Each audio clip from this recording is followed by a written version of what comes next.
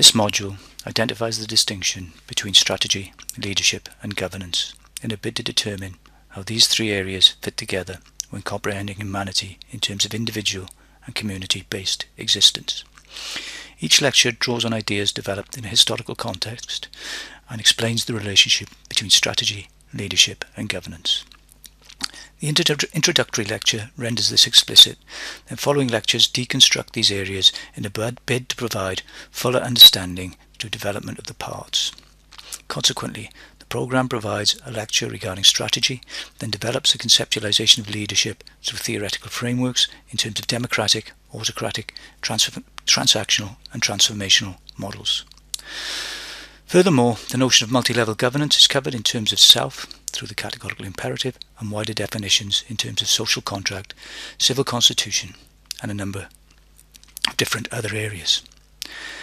A number of philosophers are covered and include Socrates, Plato, Xenophon, Machiavelli, Hobbes, Locke, Kant and Rousseau. Each has implications for the development and consequent understanding of strategic leadership and governance.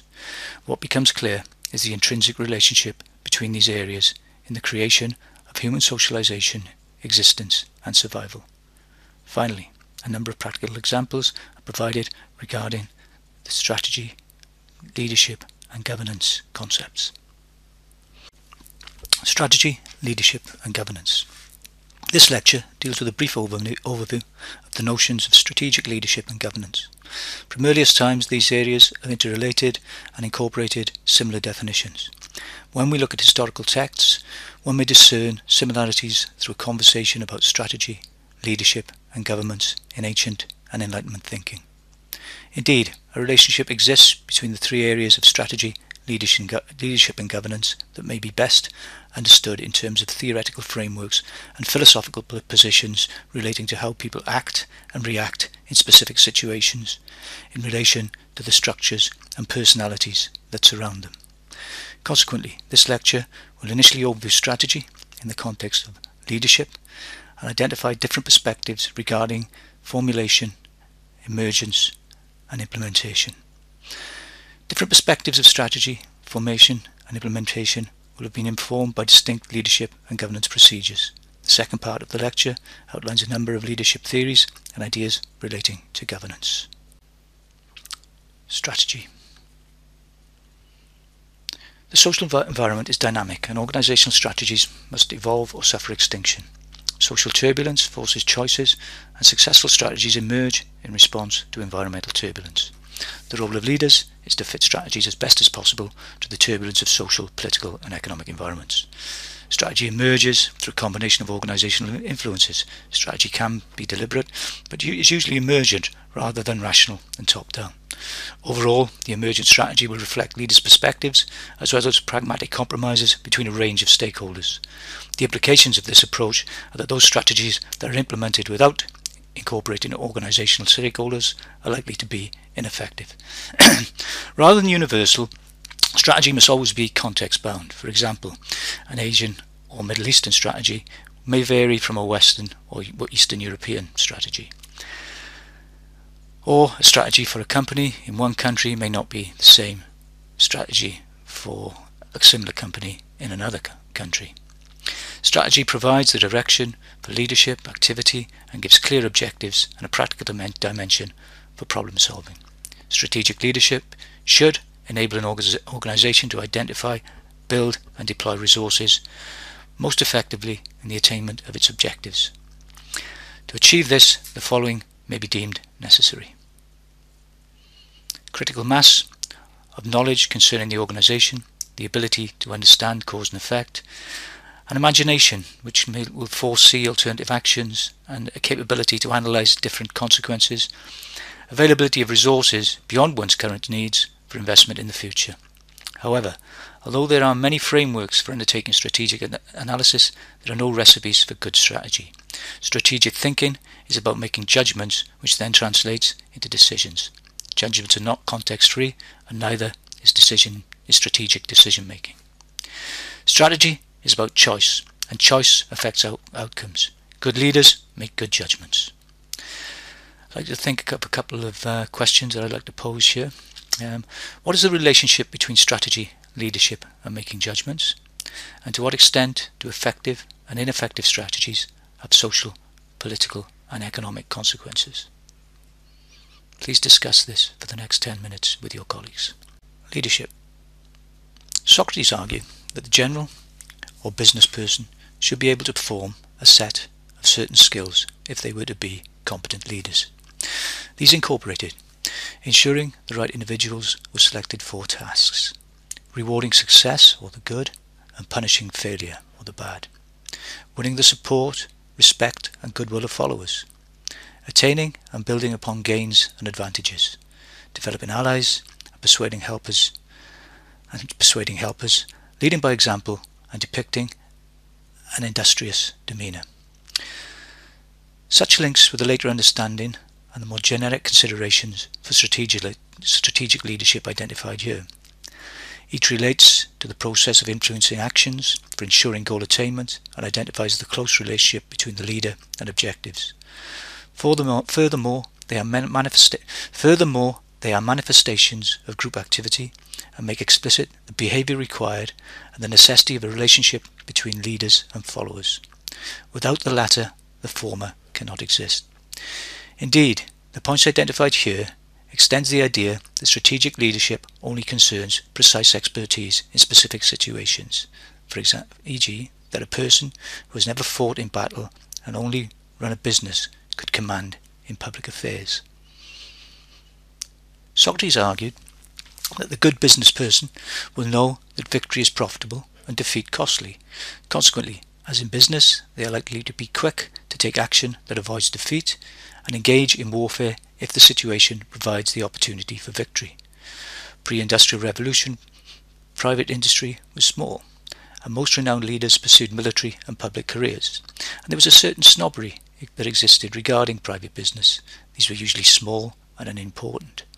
However, Socrates was the first to broach the distinction between these areas when he argued that the management of private concerns differs only in terms of numbers, and in other contexts they are similar. A leader, either in the private and or the public domain, employs the same perspective, and those who employ successful strategies in the private domain are likely to be able to do the same in the public. Leadership in this context becomes more generic, and further approaches become apparent within the realm of strategy. Governance. The Greek word arete, meaning excellence or success, may give a better definition of the ancient concept of virtue and its relationships with governance. Virtue emphasizes good intention, whereas arete emphasizes good result. Indeed, the concept of arete ranges from physical robustness, such as sturdy boots or a bow that shoots well, to the pursuit of honourable actions in the achievement of human endeavour and behaviour toward others. Fundamentally, arete means to govern well. This may encompass all aspects of governance, from one's household to the polis or company. Plato, 1976, argued that wisdom and virtue, or arete, makes people able to manage an estate or govern a city. A person is devoid of arete or virtue if they are not of a certain kind or fail to do good deeds. In Plato's dialogues, Socrates considers that good governance often correlated with virtue, which makes people prosperous and free. However, prosperity and liberty are not good or bad in themselves. To achieve a good end, people must be knowledgeable. For Machiavelli, governance was not devoid of moral virtue.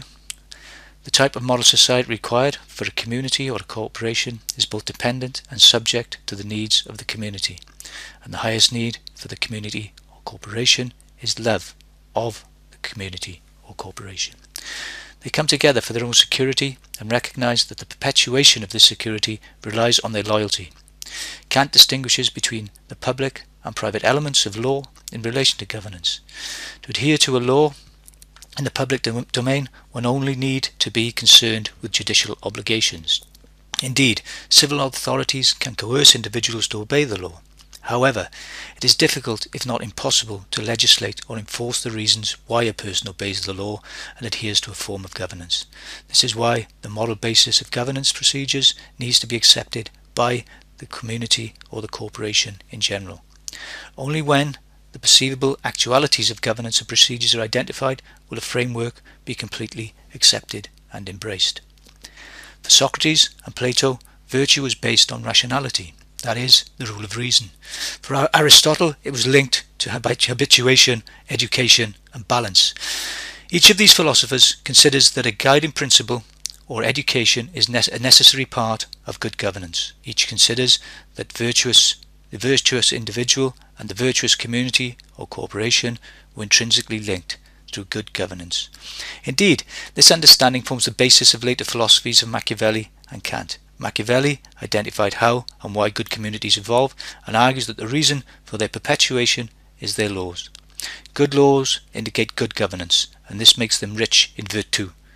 Consequently, good governance correlates with virtù. However, Machiavellian virtù does not correlate with the ancient Greek and Kantian ideas of virtue. For Kant, moral norms regarding governance cannot be based on empiricism.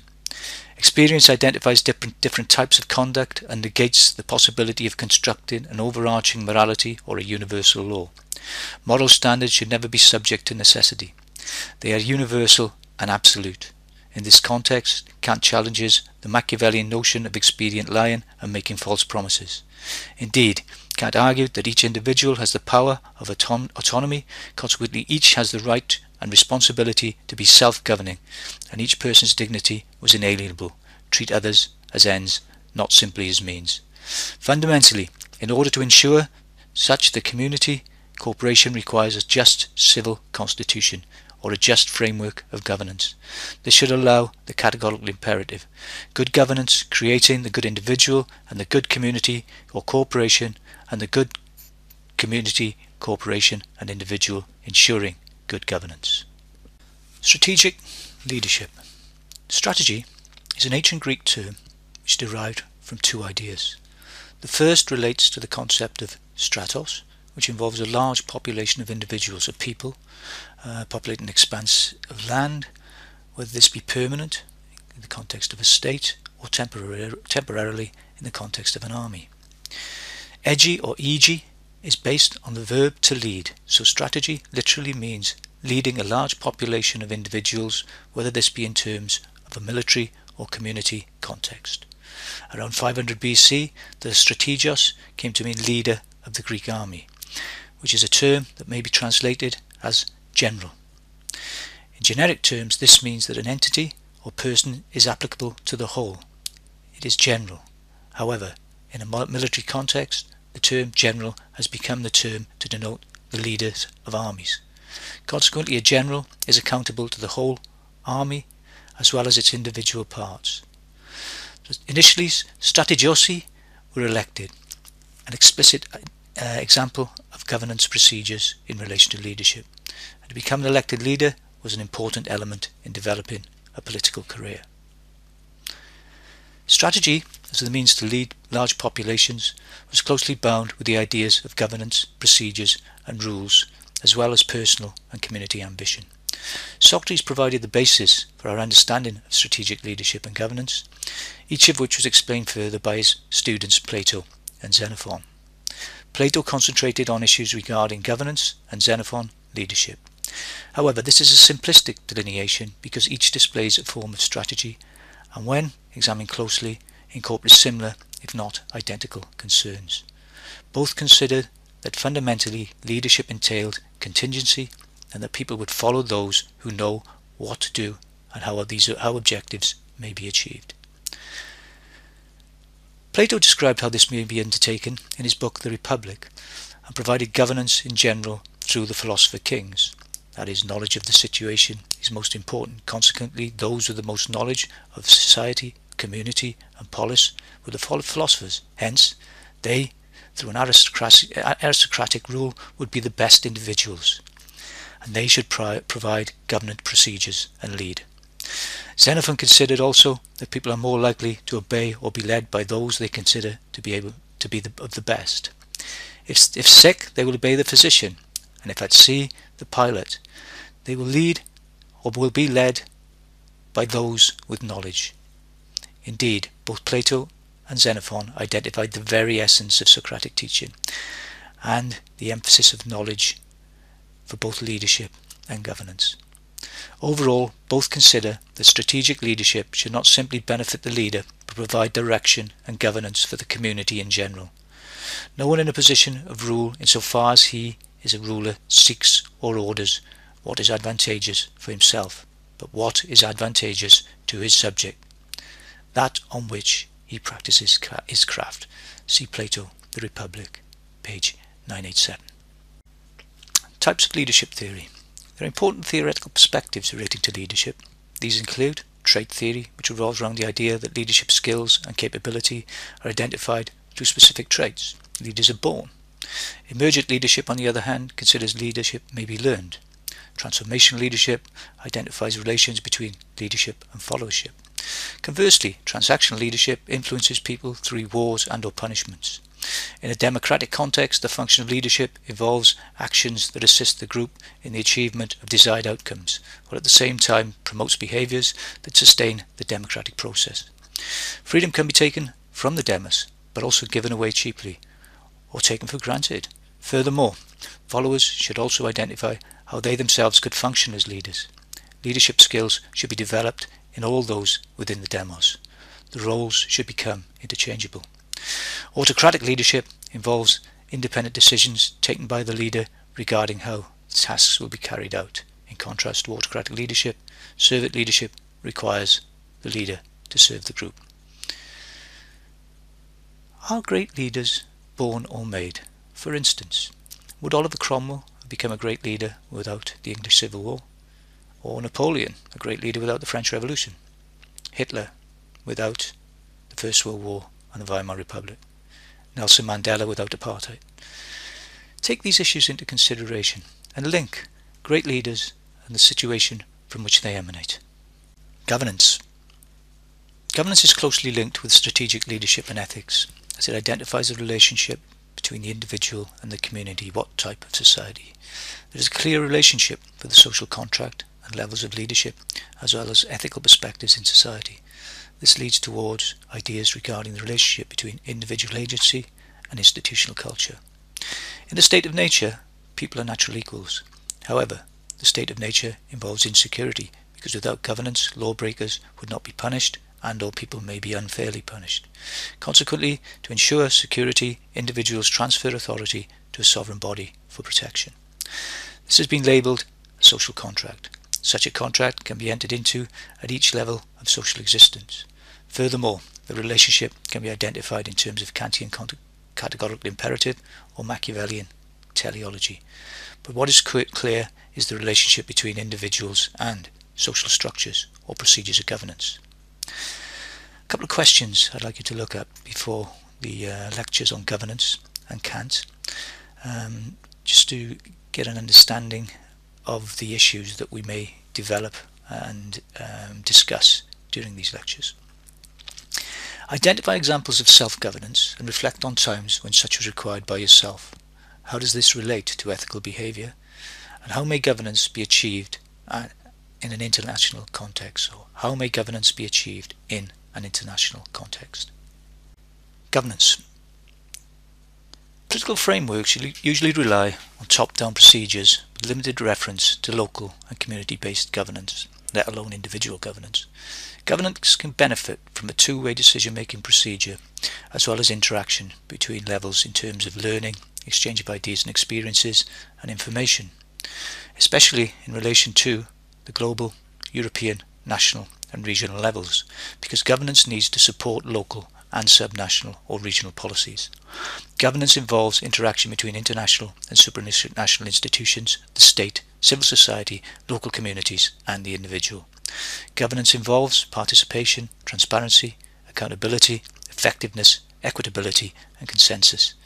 Indeed, governance involves three main elements: an economic aspect, or the equity and quality of life, the political element, or policy formulation and decision making, and public administration, or the implementation of policy and decisions. One of the most important objectives of of strategic leadership is to maintain and ensure the organisational ideas and mechanisms that define and reward individual and collective effort. Consequently, strategic leadership may employ a mixture of approaches to leadership. However, to ensure long-term sustainability, a synthesis of transactional and transformational leadership with regard for a democratic perspective may be most appropriate for ensuring sustainability. That said, in certain situations, autocratic or authoritarian stances will be required. Such ideas will be discussed in more detail in subsequent lectures. Governance involves the choice of appropriate directions of action based on regulated procedures and wider ethical perspectives.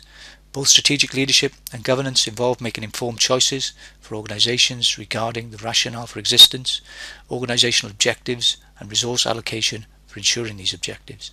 Governance defines and determines the parameters, while strategic leadership determines the direction that is taken in relation to different or possible courses of action with specific objectives in mind. Fundamentally, strategic leadership and governance are intrinsically linked with organisational sustainability and survival. Indeed, strategy emerges with leadership and governance, both of which depend on knowledge and understanding. In other words, strategic leadership and governance are interactive and iterative, with each informing the other as objectives emerge and goals are realised. Governance gives the basis for organisational development, whereas strategic leadership plans the course and process by which the organisation evolves and develops in an uncertain and turbulent world. Strategic leadership with good governance underwrites secure organisational change.